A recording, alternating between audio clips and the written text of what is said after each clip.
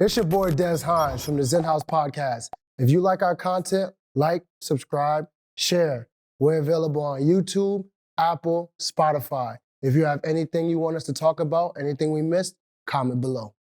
I can't move the way I used to, had to call the audible. I put in the work, no humble flex. And talk of the town, you see who next. They on checkers, I'm on chess. Had to hit up with the X. XenHouse. This is the XenHouse podcast. This is episode 66. We here. 66. Don't say one more. I ain't gonna say one more. That's it. You getting close. Why not? Said it like This is that. episode 66, not, you know. Yes. Okay, we don't need to even Right. get into that. At the XenHouse podcast, we like to connect fitness, community, and culture and merge it with mind, body, and soul. It's your boy, the one and only Des Hines. It's your boy, A. Joe. It's your boy Ross B. Don't even do nothing. Don't talk about it. Cause this dude, every time, okay, I'm not gonna do it. This Ross B character, I don't know who this What person happened, is. yo? We're not gonna get into it. Yeah.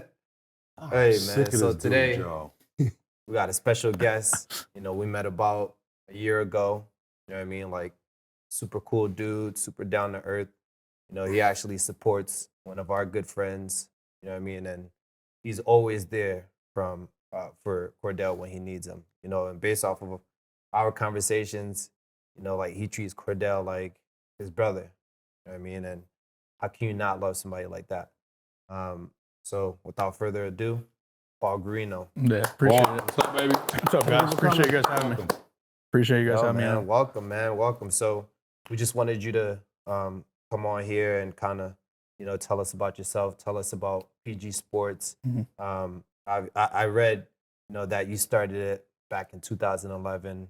It was just more like clothing thing, and now Now look at you. it's Yeah.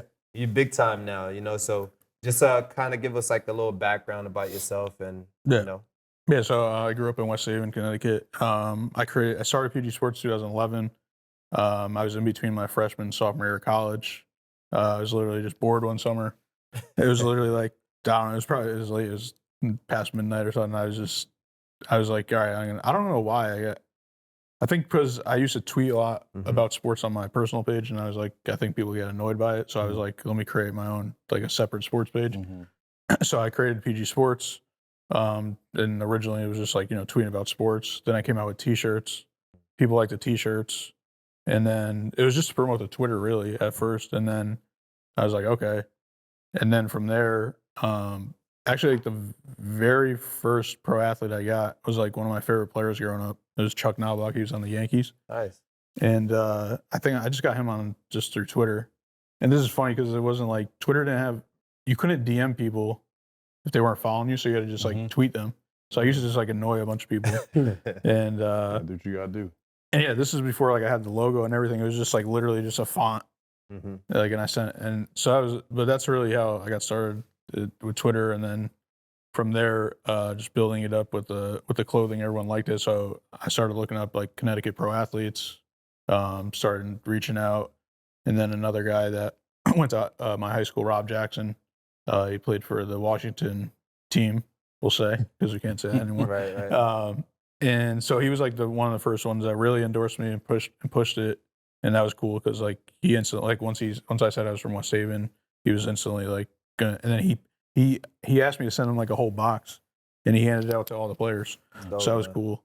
And then fast forward like a few years later, I went there, I met them. I remember Trent Williams at the time. He was like, he came running up to, he's like, yo, you gotta send me some stuff. You gotta send me. I was like, what the? I was like, this is crazy. Like, Yeah. he's like the best Dope. O lineman in the league. And not to get ahead of the story, but when I sent him stuff, then all of a sudden I see it and he's like, I think he has diabetes or something. He was in a diabetes commercial wearing the hat. Nice. Like, Wow. Yeah, so it was crazy. And you but- had the logo at that point? yeah, I had to, yeah, not I was about to say, yeah, wow. Yeah, not just the font. yeah. So, but to backtrack, yeah. So the reason why also I created PG Sports was to have a foundation after college. I knew I wanted to be a sports agent always, so it made sense. And then eventually, that's what it kind of changed into. I started sponsoring athletes, and then I started working with them more, helping them out. I was doing like a bunch of free work. But then I realized like I didn't know what PR was and getting interviews for people and marketing and all that stuff at the beginning. like that's actual career and job and things like that. So then started helping out with all that stuff, and then then eventually got like actual contracts and all that stuff, and then Start so small, that's man. yeah, You gotta start exactly. small. Like, so a lot of the things that you were doing, right? You went to Sacred Heart University. Yep. Was that why you went to Sacred Heart University? Was to kind of like become or be in this field, or was it something completely different? Yeah. So I went to Sacred Heart for sports management, so kind of in the realm, but I don't think anyone really goes for sports management to be a sports agent. But that is like, I think my counselor just told me like, oh, sports management. I was like, cool. And it's business too. Cool. So let me do that. Because some of the sports management, they used to be like just like physical education. So like I knew I didn't want to do that, but so I like the fact that it was like a business degree, because like I always thought I was business minded anyway, so that it just worked out. And then for grad school, I just went to the communications program, and then kind of the merger of business and media, and obviously that's what I'm doing today. So yeah, that's dope. So like, how did you? I mean, you work with boxers now, right? I think, well, from what I remember, you have Cordell. I don't remember other guy's name, but he's from the West. Mike Kimball, yeah, Mike from Kimball. Waterbury, yeah. Yeah, that boy nasty boy. He beats somebody up. He beats somebody. I was just like, yeah, that can't be me. But how did you? I mean, you know, like, how did you get into boxing specifically? Yeah, so when I was looking at athletes, obviously I knew about Chad Dawson. I knew he was like big time. I hit him up on Twitter. Again, same thing with like as with Rob, he was gladly to wear the gear. But this is crazier because this is when he was like world top champion. He was on top of the world. This is like 2012, and he just did it. And I didn't even meet Chad like in person until like 3 years later. So that's really I really started to get into boxing at the very beginning. But and then from there, the first person I also worked was Jimmy Williams, he's from New Jersey, but he lives in West Haven. And then in between grad school and in between graduating and grad school, I was a substitute teacher, and Jimmy Williams actually worked at the high school too. So we were like kind of coworkers. So yeah, then from meeting Chad, I met up with Chad one day, and I was like, oh, who else should I work with? And he was like, you got to work with Tremaine Williams. And then Tremaine Williams, I started working with him when he was 8-0, and we got all the way up to the world title. And he unfortunately lost, but he's still back on the road to doing that again. But so Tremaine was like I'd say Tremaine and Jimmy and Chad were like the first like three, and then from there, obviously not always working with only Connecticut guys, because then I work with Ian Green. He's in New Jersey. And actually his old management reached out to me, and that was just when I was doing the gear. So it was like 2015, I think. Or no, earlier than that, maybe 2014.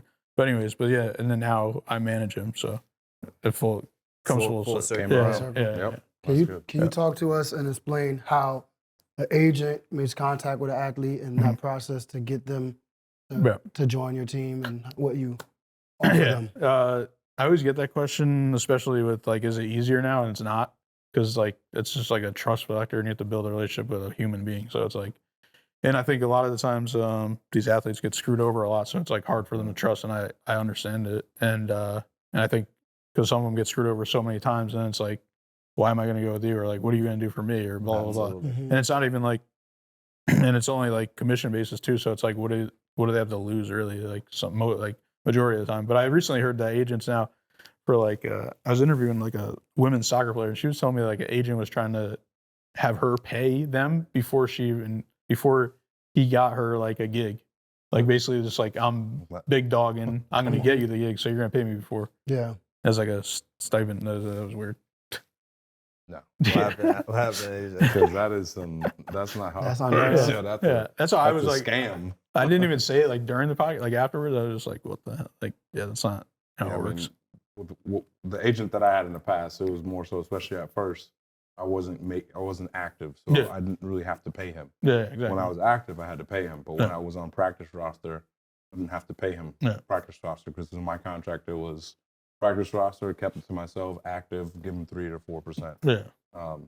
So there are a lot of agents out there that try to see if they can get around the system, and if you don't know, then you can be like, oh, I got to pay my agent 3%. 3% of $5,000 if you're a young football player that adds up. Yeah, for sure. So that goes away. You need to know what you're doing. I think there's a stigma with sports agents that they come around and they're like trying to recruit you all the time. Like, yo, Alex, I want you to. Can you talk about how you're investing your money to the person? You got to believe in the person. So it's not always. I'm not always just chasing people. There's people that probably come to you, and you're like, I don't know if this is gonna work.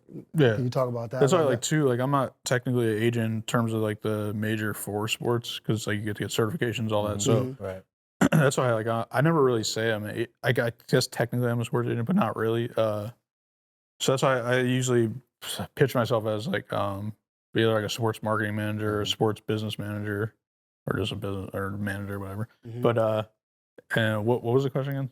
Basically, are there people that you turn down if you don't see that, like, there's potential? Like, do people reach out to you? Yeah, I just wouldn't answer though. I wouldn't. Okay. I don't. That's the best answer. I don't. Yeah. Or I mean, if they reach out several times, then I'd probably write a nice message that I just don't think it'd work out. So when you started, did you see yourself, getting this far from the get-go? Like, did you think you're gonna have hurdles? Did you think, you're gonna have a bigger team? Like, what was your thought process with this whole thing? I think no. I didn't think I really. I don't know what I thought really. I didn't know really what I was doing, to be honest. Yeah, I remember you said you were just like winging it. Yeah, pretty much. Like, it's not like, again, I went to college, but like college didn't teach me how to be a sports agent or a sports manager or whatever. Like, I'm learning about economics and business. Like, they just put like, sports mathematics, or they just put like sports business, like just random stuff. So, I guess a little yes and no. Like, I always thought. Also, I guess at the beginning I'd say no. Then towards after college and then not getting jobs, like applying for a billion jobs and not getting, and going on interviews and not getting the job, then I feel like that. And then what happened was I got a job. I was making like $15 an hour with a master's degree. $15 an hour. Yeah.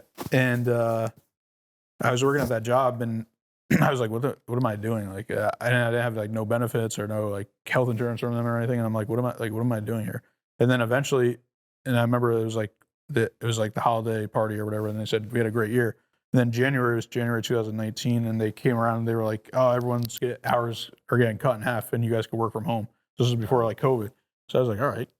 And I was just like, so I started working from home more. And then I was like, all right, like, what am I doing? So I was like, I just got to quit. Like, I was like, there's no point to do, like, I'm literally getting half my money and I'm just like doing that. Like, what am I doing? So I quit that, and that's kind of like where everything changed. And then COVID changed everything too, because I was already knew about how to work from home and work remote, because I don't travel that much, obviously, because you see I'm in a wheelchair. So it's kind of harder, especially with like planes and things like that. So I already I was already like adapted to all this change stuff. Yeah. So, yeah. Yeah, so talk to us a little bit about the wheelchair. Like, how did that come on? Yeah, so I was born with spinal muscular atrophy. I have the actually mildest form. So it's not like I've been in a wheelchair since I started using it when I was 16, full time when I was 18, just because like pretty much I got bigger and I have like a missing gene that creates like proteins that builds muscle. So that's what it is. And then I just, again, had to adapt this stuff. So I think that's like probably my biggest thing is just like adapting to change like all the time, because I have to. I have like no other choice. But it hasn't held you back. Nope. You know what I'm saying? Like, I mean, when we were at Mohegan Sun for the fight, we called it the quits. The next day, I wake up, I'm seeing this dude. He's still up with Cordell turned up. I shut it down. I shut it down after that fight. We shut it down. The last one? Yeah, the last one. Oh, yeah, that was crazy. I don't know why everything was so late. It was super late. I was at the side of the ring like this.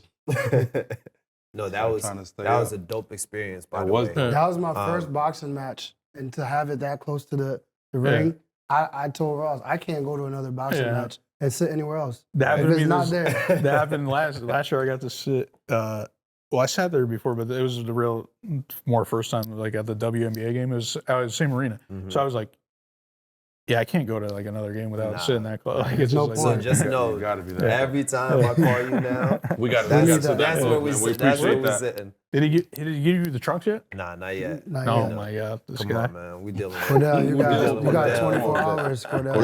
Yeah, he got 24 hours to Yeah, respond. we got 24 hours to get those Nah, to us. no, but let's talk about that a little bit. So, I know, when you reached out to me, and we always sponsor. We'll probably forever sponsor Cordell.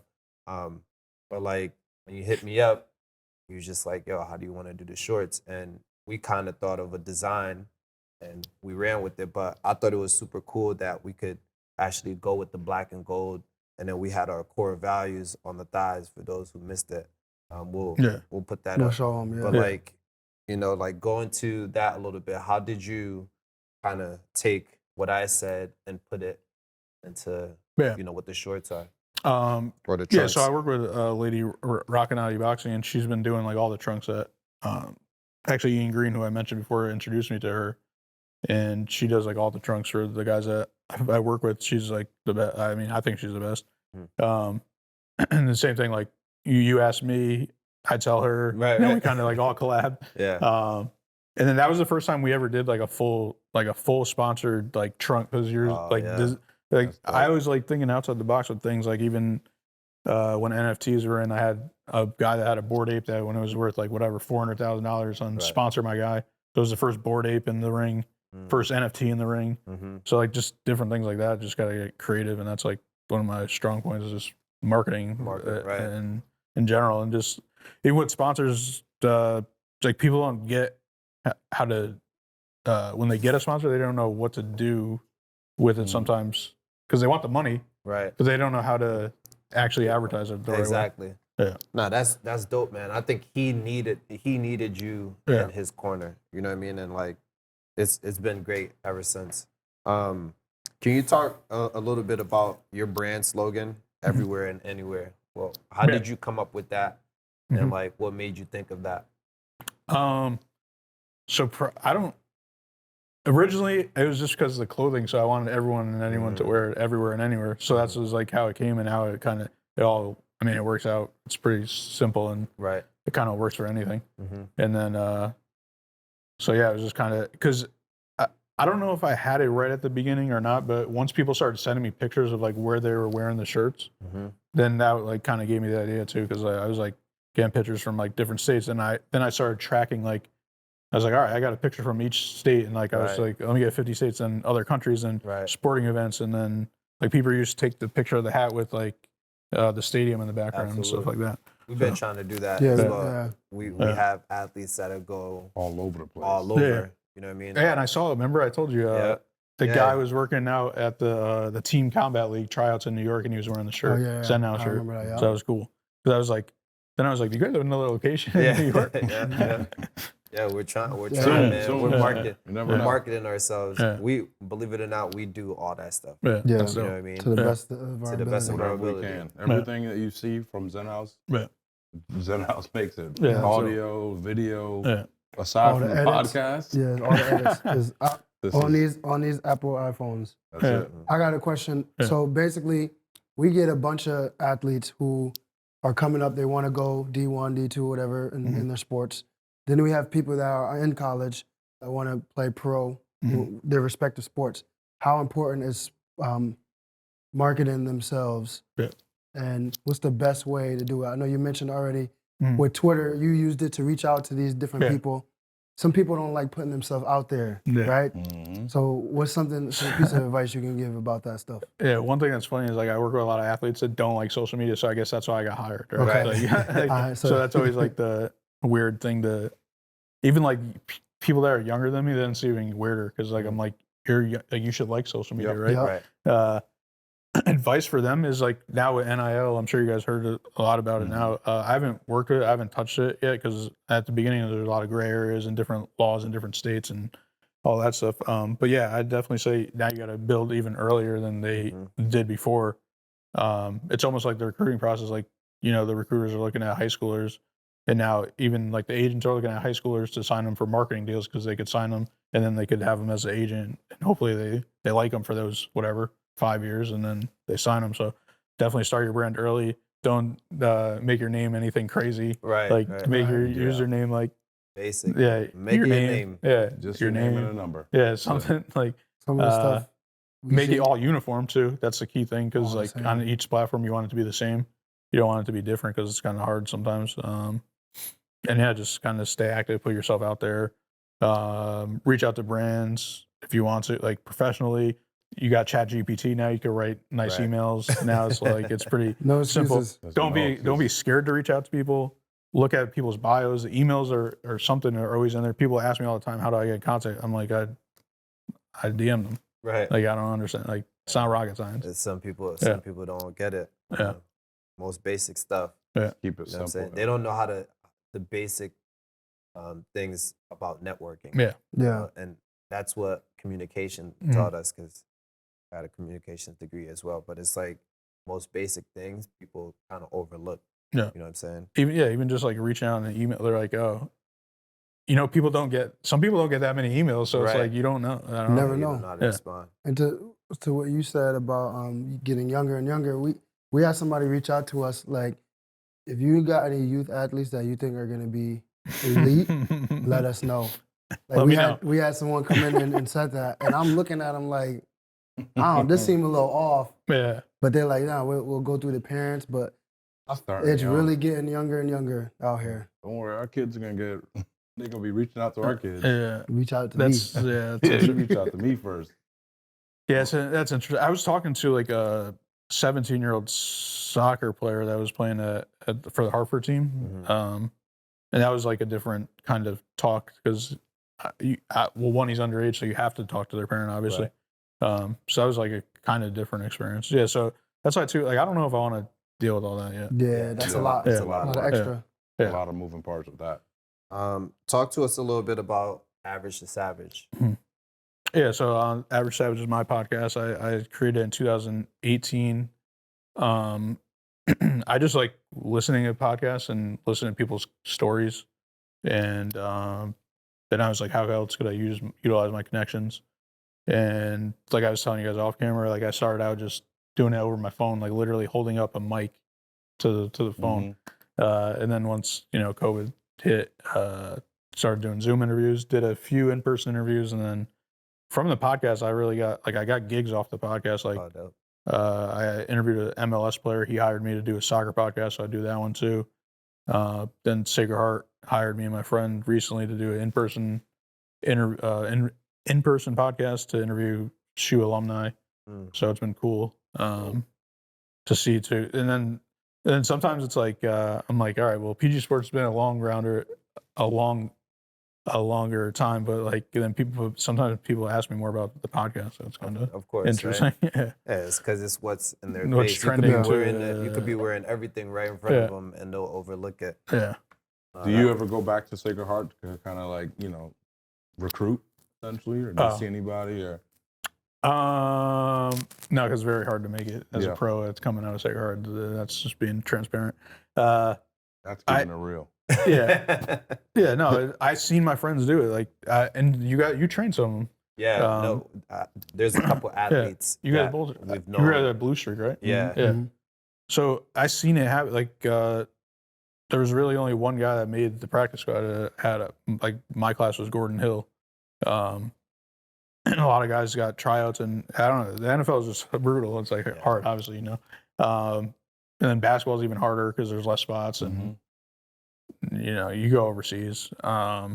Baseball actually just right before like another kid I just went to school. He just made the opening day roster for the Mets, Zach Short. So that was cool. But yeah, Sacred Heart, it's definitely tough. In terms of the NIL stuff, I had one kid ask me, but I don't want to make myself look bad because like, what am I going to get him? Like Right. a free pizza? Like, cool. Like, I don't know. I'm not going to get him any money, like really. So Right. Yeah. With overseas contract, how does that work for you?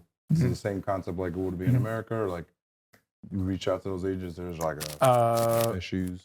Yeah. So I mean, I don't really work with their contracts for that. Like I work with two overseas basketball players. Well, Brandon Sherrod, he's now retired. He's the assistant coach at Yale. And then Anthony Ireland, he's in Waterbury. He didn't play last year. I don't know if he's going to play again this year, but more so we just do more stuff in like Connecticut, Mhm. and you know they obviously know he's a pro, so that's just like the selling Try to point. push it Yeah. out here. Yep. Yeah. So it's not really like Yeah, nothing D- over there. yeah. No, I figured. Yes. I haven't done any. Actually, I mean that would be cool because I haven't. I attempted with Brandon one time because he was in Italy, so like I kind of reached out to like Italian brands, but then nothing really came about it. Yeah, They were I probably figured just you'd like, try it out. I would. and also like it'd be a language barrier too, like, Right. which I've been dealing with recently with Cordell when we went to Dominican, and I was like, yeah, someone that speaks Spanish should have went with you because this is crazy. Yeah. No, I heard that was Yeah. wild. Yeah. That was wild. How has it been around town or around the area with Yale? Mhm. Moving on. What? This is the third round, right? They moved Yeah, to the. Is it? I think they Second Second round. they going to the Something- second yeah, game. Yeah. second game. Yeah. Yeah, no, How's no, it it's looking? cool because Brandon pretty much made history because he won it as a player and now as a coach. Oh, And We they were- traded him at and that time. and his team was the first one to get the win, and now so this team is the second one to get the second one. So it's pretty He's cool a that part he's of both teams. both- yeah. yeah, Yep. that's dope. yeah, he might be the key, man. yeah, He He might next be up. the, He's he doing might be the something key. right. yeah, He's doing something right. yeah, You know what I'm saying? for sure. Paul, can you talk to us about what goes into finding Cordell fights? Because I don't think people understand. Like sometimes you gotta talk your shit to get some of these fights. Yeah. Sometimes you gotta play into whatever to get it. It's a long story. It is a lot. The shortened version. Obviously, Cordell's like elite, so that's one. People aren't gonna take a ass whooping for free. Right. So that's one. Two, just in general, it's hard to find people because then it's like, you know, you got to fly them out here, or we got to figure out if they're serious or not. Even like the guy Nicholas Hernandez, he's actually cool. Like I had to talk to him the whole time, so that was kind of weird. 'Cause usually there's a matchmaker, but we kind of been doing it all independently and just kind of working with the promoter. But I've been finding, like, I've literally been the matchmaker, the manager, the negotiator for the, like, it doesn't even make sense, but I've been doing all that. And like, even when talking to the guy, I was like, this is weird because I know Cordell's about to beat you up and I'm talking to you. So it's like, it's a weird. So the last time it was a little different since they knew the people. So I didn't have to really talk to them that much, but yeah, overall it's even with the guy that he fought from Ghana, that was interesting because like he was living in the US, so that's how that worked out because we didn't actually fly him out from Ghana because that would have been crazy.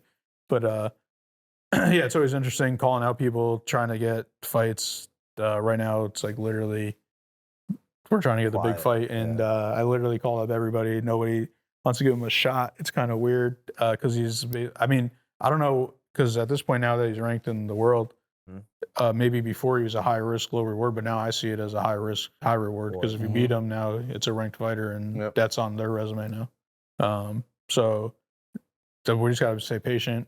I know what's going to happen. It's probably like a last minute call, like 2 weeks notice. So might have to use a sauna here. Yeah, so right. But He's got to be ready. Always got to. but yeah, I think that's what's going to happen. We asked about Virgil Ortiz, who's 20-0, that just moved up to 154.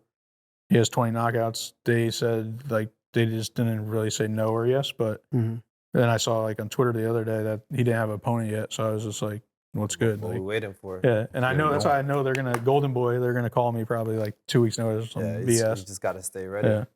So yeah, it's just getting harder and harder, which is but it's a good thing. And we just need somebody to believe. We just need a promoter to believe in Cordell, like everyone else is. Do you see that as a disadvantage to get 2 weeks notice? Yeah. Of course. Like it's not that big where you don't take the fight though.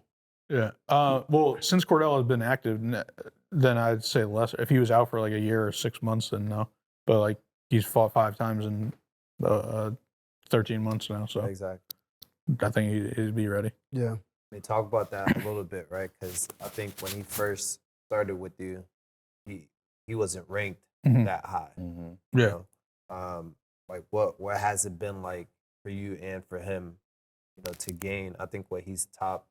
He's 13 right 13. now. Yeah, 13 right now. Like, what has that experience been like? Yeah, it's been cool because like it's like a weird feel. Like, for example, the first fight last January 2023, it was Mike Kimball's boxing debut, Yeah, I And remember. it I was was at that. it was Cordell's comeback from his first loss. Mhm. So, but I wasn't worried about Cordell because I already knew his background and I knew, like, with Mike, like that was his debut, so I was like nervous, and like Chad Dawson was training him, so like he had a lot of pressure on him. Right, right. So like Cordell, like I was like, I already knew he was like a professional, like so it wasn't even a thing. So then the second fight, the same thing, like I knew he was gonna win. The third fight, we knew he was gonna win. He'd been calling that guy out. I knew he was. Well, he was decent. He was good. He was decent. He got him with a few shots, but Cordell knocked him out. That was the right one. And then this last guy, I wasn't nervous, like not Cordell losing. More of like this guy was just like awkward and maybe could land like a weird shot. Punch, yeah. But then once I saw once like the second or third round was over, I already knew it was a wrap. done. And there was at one point in the fight, I don't know if you guys caught it, and the guy tried to kind of push him, and he couldn't move Cordell, and Cordell was like laughing, like Man, it was listen, crazy. It was we crazy. we were going ham. Yeah. We were going ham with training. So Yeah. his balance and stability was on point. Yeah, I was like, I remember we had a conversation about like, I knew his son was wrong with just the lower body, something, because I knew he was strong. And then also when I think even this was the first time he went 10 rounds for almost like 5 years because he knocked the guy out Right. the last fight. So he only went 7 and 8 the first one, and then Dominican was whatever, like 1. So Dominican was like, sad. yeah. All I remember Yeah. seeing his head go back. I said, "Oh, Rough. shit." You seen that happen live in high school? Yeah, we seen. Cordell was like a good 5-0 before he even put the gloves in the on. ring. Yeah. Who's the man behind Cordell's insanity on social media with the trash man? Oh, that was it. I think all he's him? doing it himself. I thought that was a joint thing because I know Cordell's a clown, but that's joint another venture. level. No, he came up with the Hilarious. Trashman before. But I liked it. And then with the Danbury Trashers, I was friends with AJ, the guy that he founded them. So we got him the jersey. So Yep. he wore it after not this fight, but the last previous one, one. yep. So that was cool. Just do a little collab. That's why anything Connecticut and the same fight we did the collab with the Connecticut Sun. Because I work with WMA players too, and I was like, we're in their home arena, like Yep. let's do it. And he was a big fan of they made him a custom one. He was like, no, I don't want to wear a custom one. He was like, I want to wear one of the players. So that was cool. That just says something about Cordell's character. Absolutely. And to support the Connecticut, just all of us want to support Connecticut, so that's why it's cool. And the Sun reposted. The Sun are cool. They did a bunch of collab stuff with us, so that was cool. But that's what I want to do is just work. And we did the first pitch at Yeah. So the Yard Goats game. Yep. I was trying to get the Sound Tigers. I don't know. I'm waiting. I emailed them a bunch of time. Sound I don't tight. Keep know. going, Sound Tigers. Yeah. Come on, We got come on, tag 24 y'all. hours to respond. Because I thought that would be cool too. Because I wanted to do that for the last fight because it's in season and Bridgeport's obviously closer to Stanford than the other two. Absolutely. So yeah, Look out for my girl Shay Petty for the Suns. yeah. My girl Temple. Yeah. Hold it down. She's the homie. Real quick, what's the process like to get a sponsorship like that with the Sun? Is that a hefty process, or it was pretty good because of the relationship? Well, I worked with them in beforehand, but they rotate like people every year, so it's different. So it was really, I forgot how I got in contact with the person this time. Maybe I might have used an old email and forwarded it to her or something like that. But yeah, they're cool because they actually wanted to do so. They asked us if they're like, oh, does Cordell have shirts and we'll get all the girls to wear them like during the walk-in. So that was cool too. That's I was dope. like, I love partnerships like that they actually want to do stuff with us and things like that. That's dope. So yeah. I think it's that time. We got questions. And we need answers. I'm just gonna fire out I'm questions. scared. It's not that bad. First question: who is the best basketball player of all time, In my opinion, in your opinion? or who do I like the best? I mean, Who do you? who do you what- who do you like yeah. the best, in your opinion too? Well, I'm going to say Michael Jordan. Like I'm not saying LeBron. Okay. Okay, so you seem to have mixed feelings. Explain it.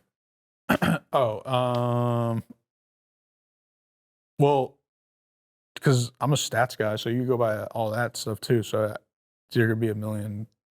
But yeah, but I'm a winner too, so that's why I picked Michael Jordan. Okay. I'm picking winning over stats. Yeah. at the end of respect the day. But then that's why you get in the whole conversation with like guys like Robert Ory, who has 5 rings too. That's Yeah. true. That's a true fact. But there has to be something with those people that are on the winning teams, right? Right. I don't know. It's a fact. Robert Ory, he does have like 5 rings. Huh? That boy, he was balling. He was balling. I Though. mean, he was a role player. He played his role. Did his yo. job. Or if you think like I grew up, my favorite sport was baseball, and I don't like really watch it anymore. But like when you think about like a Yogi Berra, and he's a Hall of Fame catcher, and he has 10 rings, but no one ever talks about him Absolutely. having 10 championships. Absolutely. Yeah, it's real. If you can go back and give your 18-year-old self one piece of advice, what would it be?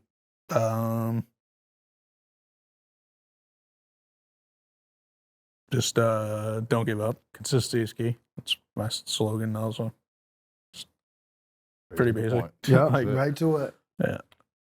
What's the most famous contact you have in your phone? That's a good one. I like that because I always see this on TikTok. You have to show it and call him. If you Call really him got on the spot, right? Call him on the Pick spot up. and tell him to get on the podcast. I don't know, but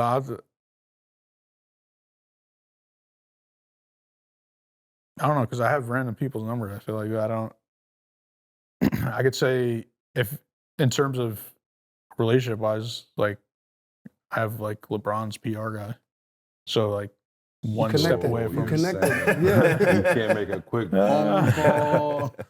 I'm trying to think. I definitely have people's numbers, but I don't know. Come back to it. I'll think about it. I mean, that's good enough. What's one common myth about your job? People think that's true. It's easy. Okay. It's easy. You just watch sports. Right. That's not true at all. People don't understand that you can't just work 9 to 5 because then you wouldn't be successful. You have to understand that you might not have a social life either. Or like my business life and personal life is kind of blended together in a good way and a bad way at the same time. Absolutely. Which I'm sure you guys are too. similar because I know you guys are all Yep. trainers. So Yeah. you guys It's get it. non-stop. Yeah. Always something. Daily. Like people will walk up to us and be like, "Nah, I'm coming." I'm like, my I'm man, like, I we don't just care. I say just say hello. I'm Can we just talk for 2 seconds? That's not Yeah, always about training, I gotta though. start working out. Yeah. No, Do your thing, yo. You Do got, your you, thing. that's what you guys got. You got to do. You ever seen you know the guys Dude Perfect No. that do all the trick shots? Oh, Yeah. Yes, They and then they do like stereotype videos. Like just ran. You guys should do like the gym Yeah, one. Like yeah. this one. Facts. Like you ran That's into a the dude- client yeah. that hasn't come in 6 months. They're like, oh yeah, I'll be back. I'll be Right, back. right. And you're just Yeah. like, yo, I'm just saying what's I'm up. just saying Like, hi. But that's the dude that does Beat you to LeBron and all of them, or am I getting that? No, mixed no, up? no. Nah, as I'm these thinking other about dudes, they something do different. straight trick shots. What's the most important lesson you've learned so far in your career? don't burn bridges. I think at the beginning, especially like Twitter, when it wasn't as popular, I used to just tweet out anything, or like talk shit to whoever, like, or even like companies. Like even one, I'll give you an example because they still have me blocked to this day. It was like Topps cards. Like I got mad because they were supposed to send me something they never did, and then like I tweeted them like an idiot. Like and I was like, yeah, I don't know what I said, but they blocked me for it. I cringe Now every you- day now from you my need 'em. Facebook Now you memories. need 'em. That's why I might need them. I might need them one day for a Never card deal. know. That's why I laugh. 'cause My I'm like, Facebook there's certain memories things is that crazy. It says Facebook memories. As saying they certain come things. in daily, I mute them or I delete them. Just Reckless. Another tip, if you guys want to edit it into the before for the younger kids now. I don't know if they use Twitter though, but they do. if you do, you could search you at your name, say whatever at XenHouse, and then you put in the search bar, and then you put like a bad word like F whatever. Then you search it, and then it shows when you said that, so you could go back and delete it. Delete that. Oh, okay. That's a tip. Yeah. Get Take up that- on take- it. take to it. You have people that work for you that help you out. Yeah. What's a personality trait that you look for when bringing someone into your company? Yeah, so I don't have any like full-time employees, mostly like freelancers and Yeah. things like that. It's more about just connections and mutual friends and things like that. I haven't really like outside, like, when like interviewed people for jobs and things like that. It's more of just connections. The one time I did do some back in the day, Indeed, I got like interns, and one of the kids that I applied, actually, like I graduated with from high school, and he was a graphic designer, so he just did a bunch of stuff for me and then used it as a portfolio. So that was like cool. And yeah, I think just the connections. I'm trying to think of other scenarios. I had some interns from like Sega Heart, where Sega Heart just like they asked me, and they might have not worked out, but like they didn't really understand. Like all parties, it was everyone's fault, really. Like nobody really knew what was really supposed to be happening. Yeah. At the end of the day, how do you want to be remembered?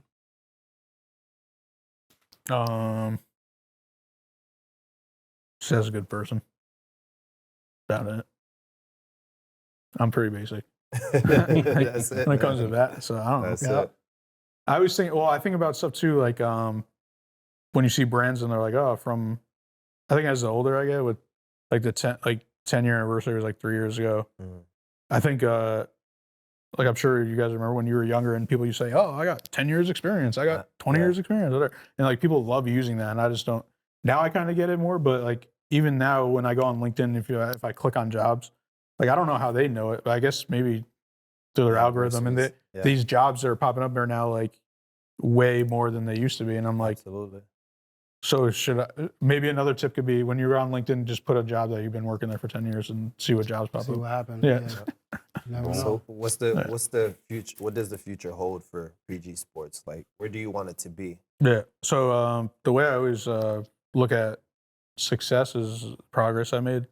And so I look at usually like at the end of the year, I always kind of reflect on the past year, or like where I was, say December 2022 to December 2023, and then just like seeing all that stuff. Like sometimes I'm like, I was actually like when I got in bed the other day, I was like, yeah, I'm kind of doing what I was wanted to do, and it's like weird to be you're like in it, and just like the things that I've got to do are kind of crazy. Like sometimes I don't remember. Right. So you don't, but you do once you see like the picture or the video or whatever. Yep. So yeah, I think it's just even this like I didn't even mention with the podcast thing too. Like I got Nelly on my podcast, and like after that I was like, because he's my favorite rapper, and everyone always laughs at me, so you guys can laugh. I mean, but, he was running it for everyone like a couple years. They never put him in the category. I could debate him. Someone told me that then they came out with the Future versus Nelly. I said, sure, Future's more relevant now, but Nelly's. They got hits. Nelly got hits. They're played at it was played in the radio up here. It was played in stadiums. Every stadium you go, I bet you if you went to any game, it's played every time. Absolutely. Nelly might have more hits than Future. And he's one of the first across from country to rap. Oh yeah, and that's why. The other thing, those two. We might go viral right here now, but I know Beyonce just came out with the country thing, but I don't care. Nelly did that first. Nelly did that. Absolutely. Yeah, so that's why I'm like, okay, like maybe she's the first woman to do it, but Nelly did it. Nelly did that. Country He's grammar. definitely a sleeper. Nelly was on top for like 3-4 years. Yeah, and after I interviewed him, I didn't know if I wanted to podcast anymore because that was Yeah, like my pinnacle interview. Yeah. Now, I mean, opening up our own training facility has definitely taken us a lot further than what we thought too. Probably we were just in North Carolina, like at the UNC Tar Heels facilities, like hanging out with some of the players, getting to see the different parts of the facility. Like I didn't think that this would bring me there. Yeah. You know what I mean? And like we probably have a lot more, looking ahead, we're probably gonna do that every year now. Yeah. You know what I'm saying? It went from the business plan, writing that, seeing it on paper, to seeing the architectural work of this building. You envision it, then it actually being built, and it's nothing like the paper. It's better. Yeah. Right? Then we're in it, like what Ross said, we're going to North Carolina. Yeah. We're going to the basketball game. Not even just going to North Carolina, but going to North Carolina and having people ask if we're hiring. Right. We're just walking. Crazy. We're wearing this stuff. They're like, yo, what's XenHouse? It's like, you hiring? Are you guys hiring? We were like, yeah. We gave him the card, but it's just crazy seeing. He was going to move here? No, he lives in New York. He lives in Long Island. Yeah, he's from Long Island, but he goes to that school. But now that we're here, we feel like we're just getting started, and there's so much more to accomplish. Yeah. So Yeah, I mean, I think the dope thing that you guys already have is like the branding, and that's like key, especially with younger kids now too. It's just like that's what they want to see in the social media, and the podcast, and all that. So that's why it's like everything. Because at the very beginning, that was I think like a thing that I kind of had trouble with at the beginning was like people were always saying like, "Oh, you're doing too many different things," and I was like, "No." And now look at now, you have to. Right. Or You you have want to to do everything. like what if I was just if I like even still like I know there's like PR people, but if I was only doing PR, and that puts me in a box, Mm-hmm. and that's very hard to do now because like these people are reaching out to whoever to get the story, and it's easy. It's easy. Right. It's like not even. So I don't get it sometimes. And then going back to the point of like getting a new athlete, it's like sometimes I'm like I want to say like what are you like why are you scared to sign with me or something, like what's the cons or what are you thinking? Because sometimes I have no idea. And then What's you the just learn barrier? something new and Yeah. you can What's address the it. barrier? Yeah. I think just going off what you said with branding, it's so important, and it's something that everyone doesn't know. We didn't know. We started, it wasn't in XenHouse. We were going to Yeah. be the training lab, Yeah. right? That's not a Right. brand. That's a name. We didn't Yeah. put thought into it like that. And one of his Yeah. clients tried to explain, guys, you're making a mistake. Yeah. With What the did he training say? lab. He said, At first he was trying to be nice about it. Yeah, he but was then like, said- guys, I don't think you should go with that. We're like, yo, the lab, that's fire. Yeah. We were on the phone one time, and he's like, guys, I don't mean to be aggressive, Yeah. but do not do this. Can do Don't this. fucking do it, Yeah. right? And we did it. We was like, man, the lab is fire. Yeah. A couple of weeks later, we filed. There's the training lab, and it was in Stanford. There was So, already something it was the same already thing. something. That's crazy. So he gave us this reading, and I actually read it. It was a lot of reading, A lot of material. a lot of material. And then I was like, I understand what he was saying, what branding is, and that's how we came up with XenHouse shortly after that. Yeah. But That's a lot of people don't understand that when they're thinking of stuff like that. Yeah, that's why my podcast, I didn't name it PG Sports Podcast because I didn't want it to be just sports athletes, or I didn't want it to get that stigma. And that's why I named it Average Savage, because I want to interview all different people. Mm-hmm. But I mean, I know, but like Barstool, I know they're like controversial, but they do a good job of like kind of mixing it with them, with their Barstool Sport. Like they're still their full name is Barstool Sports, but they kind of created stuff without doing sports. Sports too. Yeah. Yeah. That's dope, man. Well, we We appreciate appreciate you you. for coming through, Thank man. you, This big is dog. awesome. Yeah. Appreciate Appreciate you that. guys. I needed that insight. Yeah. And you know what we're gonna keep doing. We're gonna keep branding. We're gonna keep going to growing, them yeah. boxing matches. Mm-hmm. Des only wants front seats. Front seat. I want to see the snot come out of dude's nose. We He saw already all of sees that. enough of his own snap. I don't Nah, know why he when- wants to see other When people's snap. dude, and you see the sweat just, we all seen that firsthand. Yeah. If you have your tags and handles for Yeah, speak through everything, the cameras, your you're camera's right there. Let people know how to get in touch with you. Yeah, so PG Sports is just at PG Sports. If you want to follow my personal, it's PCG7. And I try to answer everyone's DMs, so just shoot me a DM. That's it. Reach out. Reach Get it out. in. We're signing out, y'all. We're signing out. Episode 67. 66. 66? Yeah. 66. Man, my fault. Peace. We out of here. Paid. XenHouse, yeah. XenHouse, yeah.